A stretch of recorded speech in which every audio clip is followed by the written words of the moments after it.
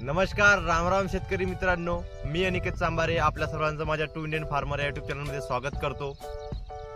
तर मित्रांनो, आपण बघू शकता मी गव्हाच्या शेतामध्ये आहे। या शेतामधून गहू कापून आणि काढून झालेला आहे। तर आता फक्त या शेतामध्ये गव्हाचे पेर उरलेले आहे। या पेराला हिंदी भाषेमध्ये पराली सुद्धा म्हणतात। तुम्ही न्यूजवर बघत असणार की जे आपली देशाची राजधानी आहे दिल्ली, यामध्ये होणारं जे हवा वायू प्रदूषण आहे, यामध्ये या पराली जाळ यातून निघणाऱ्या धुक्याचं किती मोठं योगदान आहे। तर मित्रांनो, आपण या व्हिडिओमध्ये हेच बघणार आहोत की शेतकरी नेमकी ही गव्हाची पेर जाळतात का। आणि तर शेतकरी मित्रांनो, आपला पहिला प्रश्न की शेतकरी आपण हे गव्हाची पेर नेमके जाळतातच का। तर याचं पहिलं मुख्य कारण म्हणजे गव्हाच्या जागेवर, म्हणजे त्या जागेला आम्ही बिवड म्हणतो आमच्या विदर्भी लँग्वेजमध्ये, या जागेवर खरीपामध्ये घेण्यात येणारं कोणतंही पीक ज्यामध्ये मशागत करावी लागते, अंतर्मशागत खूप मोठ्या प्रमाणात। तर अंतर्मशागत करताना होणारा त्रास वाचवण्यासाठी म्हणजेच हे जे पेरा जाळून टाकले जातात। तर त्रास म्हणजे नेमका कोणता त्रास, जर तसेच म्हणजे म्हणता येईल आमच्या भागामध्ये यवतमाळ जिल्ह्यामध्ये पराठी म्हणजेच कापूस हे एक मुख्य पीक आहे खरीपामध्ये लावण्यात येणारं। आणि कापसाच्या शेतीमध्ये अंतर्मशागत खूप मोठ्या प्रमाणात केली जाते, म्हणजे निंदण, खुरपण, डवरण। आणि हे करताना या जे गव्हाचे पेरा आहे याचा खूप मोठ्या प्रमाणात त्रास होतो, म्हणून शेतकरी हे पेर जाळून टाकतात। आणि याचं कारण हे की गव्हाचे पेरे जे आहे ते पावसाळा सुरुवात झाली तर सुरुवातीच्याच 1-2 म्हणजे आठवड्यात काही सडत नाही पाण्यामुळे, याला लागते वेळ।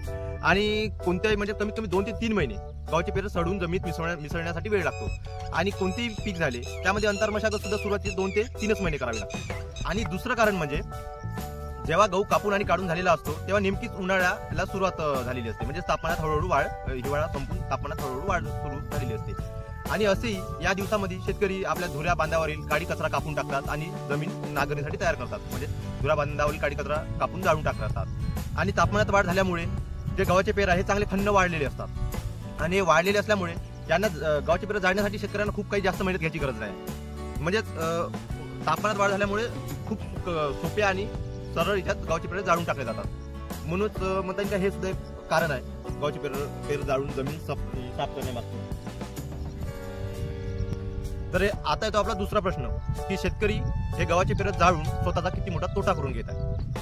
तर मित्रांनो, तुम्ही आपल्या शेतामध्ये बघितलंच असेल किंवा तुम्ही एखादी वेळेस निरीक्षण करा, आपण जेव्हा उन्हाळ्यामध्ये काडी कचरा कुटार जाळतो तेव्हा तिथली जी जागा आहे, ज्या जागेवर आपण जाळतो, तर त्या जागेवर चुकीनं आपण नांगरण केलं नाही, म्हणजे ती जमीन जर पलटवली नाही, तर तुम्ही पावसाळ्यामध्ये बघता ती जागा अशी ओळखू येते, कारण की त्या जागेवर गवत किंवा काडी कचरा सुद्धा लवकरात लवकर उगवत नाही। याच्या मागचं सर्व मुख्य कारण म्हणजे काय माहित आहे, कारण की जे तापमान आहे अग्नीचं, त्या तापमानामुळे कचरा तर जळतो, पण त्या आपल्या ज्या जमिनीवर सूक्ष्म जीवाणू आहे, जीवाणू म्हणजे असं गांडूळच नाही, ते आपल्या जमिनीत सूक्ष्म जीवाणू सुद्धा खूप असतात, ते सुद्धा त्या तापमानामुळे जळून नष्ट होऊन जातात। आणि हे जे जीवाणू आहे या सूक्ष्म जीवाणूवरच आपली जमिनीची सुपीकता अवलंबून असते।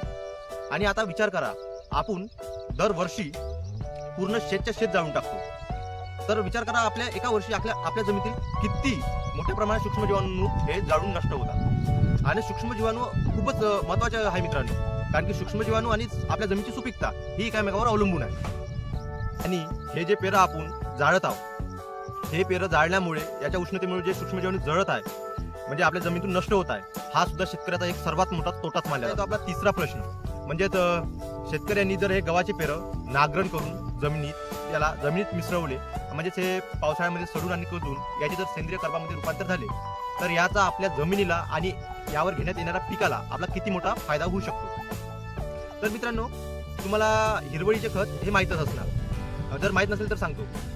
खूप म्हणजे तुम्हाला आता सध्या माहिती आहे की मॉडर्नायझेशन खूप झालेलं आहे, लोक जे शेतकरी आहे ते गाय आणि बैल, म्हणजे बैलाचे तर प्रमाण कमी झाले आहे, पण गाय सुद्धा पाळण्याकडे दुर्लक्ष करतात, म्हणजे टाळतात सहसा, त्यामुळे शेणखत सुद्धा मुबलक प्रमाणात आहे ना शेतकऱ्याकडे। तर हिरवळीचे खत काय, यामध्ये शेतकरी जसं की ढेंचा, बोरू, ताग आणि किंवा मूग आणि इतर पण काही असणार यांची लागवड करतात उन्हाळ्यामध्ये, आणि 30 ते 40 दिवस म्हणजे याला पाणी देऊन याची चांगली जोपासना करतात। म्हणजे हे पीक जे बाबा फुलं अवस्थेत असते बियावर याच्या आधी याला रोटावेटर करून जमीत मिसळून घेतल्या जाते, म्हणजेच हे, आणि मग नांगरण करून जमिनीत दाबल्या जाते, म्हणजे ते जे पावसाळा येणार यामध्ये सडून कुजून याचा सेंद्रिय कर्ब तयार होणार। म्हणजे या गोष्टींमुळे काय होते मित्रांनो, जो जमिनीचा सेंद्रिय कर्ब आहे तो वाढतो आणि मेंटेन राहतो। विचार करावा त्या शेतकऱ्यांनी जे शेतकरी गव्हाचे पेर काडी कचरा समजून जाळून टाकतात, कारण की हाच काडी कचरा खूप सारे शेतकरी पैसे लावून उन्हाळ्यामध्ये आपल्या शेतामध्ये उगवतात, म्हणजेच याला मिसळून ते जमिनीचा सेंद्रिय कर्ब टिकवण्यासाठी, आणि आपण तो जाळून टाकतो. मित्रांनो, तुम्हाला माहित आहे 30 वर्षापूर्वी आपल्या ह्या जमिनीचा सेंद्रिय कर्ब हा 4%पैकी 3%च्या वरच असायचा, कारण की तेव्हा खतामध्ये फक्त शेणखताचाच उपयोग होत होता. रासायनिक खताचा शेतीमध्ये तेवढा सहभाग होतच नाही, तेव्हा म्हणजे होतेच नाही रासायनिक खत. आणि आता आपल्या जमिनीचा सेंद्रिय कर्ब हा 1 ते 1.5% मधोमध येऊन पोहोचलेला आहे. आणि असं जर आपण रासायनिक खतावरच अवलंबून राहिलो तर आपल्या जमिनीचा सेंद्रिय कर्ब जे आहे तो 1%पेक्षाही कमी होऊन जाईल. आता मित्रांनो, आपल्याला वाटत असेल की सेंद्रिय कर्ब कमी झाला तर काय होणार, तर आपल्याला जे आपल्या जमिनीचे सूक्ष्म जीवाणू आहे त्यांचे जे खाद्य आहे ते सेंद्रिय कर्बच आहे. ते सेंद्रिय कर्ब खाऊनच सूक्ष्म जीवाणू हे जिवंत असतात. आणि विचार करा, जर सेंद्रिय कर्ब कमी झाला तर जीवाणूचे खाद्य कमी होणार आणि जीवाणू सुद्धा कमी होणार जमिनीतील. आणि जी आपल्या जमिनीची सुपीकता आहे ते या सूक्ष्म जीवाणूच्या संख्येवर अवलंबून असते. मित्रांनो, जर सेंद्रिय कर्ब कमी झाला, सूक्ष्म जीवाणू कमी होणार, सूक्ष्म जीवाणू कमी झाली, आपल्या जमिनीची सुपीकता कमी होणार. ही एक साखळी आहे मित्रांनो. ह्या सर्व गोष्टी एकामेकावर अवलंबून आहे. म्हणून शेतकऱ्यांनी गव्हाचे पेर जाळण्याच्या आधी थोडा विचार करावा. मित्रांनो, हा काडी कचरा नाही आहे, हे एक खत आहे. याचं जर व्यवस्थित नियोजन केलं तर याचे आपल्याला चांगले सेंद्रिय खतामध्ये रूपांतर करता येते. फक्त बरोबर व्यवस्थित नियोजन करायचे आहे. म्हणूनच यावर्षी गव्हाचे पेर जाळण्यापेक्षा नांगरणी करून याला जमिनीत दाबा, चढून कुजून गव्हाचा सेंद्रिय कर्बामध्ये रूपांतर होणार. याचा आपल्या जमिनीला आणि पिकाला चांगलाच फायदा होणार. आणि मित्रांनो, आपल्याला आता प्रश्न पडेल की जमीन दाबले तर जेव्हा आपण यावर अंतर्मशागत करताना आपल्याला होणारा त्रास, तर याच्यासाठी सुद्धा आपण कमी अंतर्मशागत करता येईल अशा पिकाची लागवड करावी.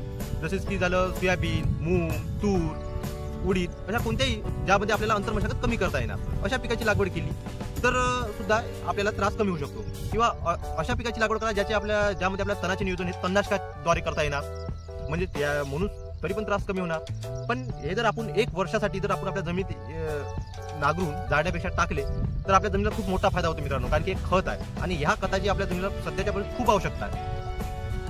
तर मित्रांनो, मी आशा करतो जर तुम्ही व्हिडिओ शेवटपर्यंत नक्की बघितला असेल तर यावर्षी गव्हाचे पेर जाळताना तुम्ही नक्कीच थोडा तरी विचार करणार.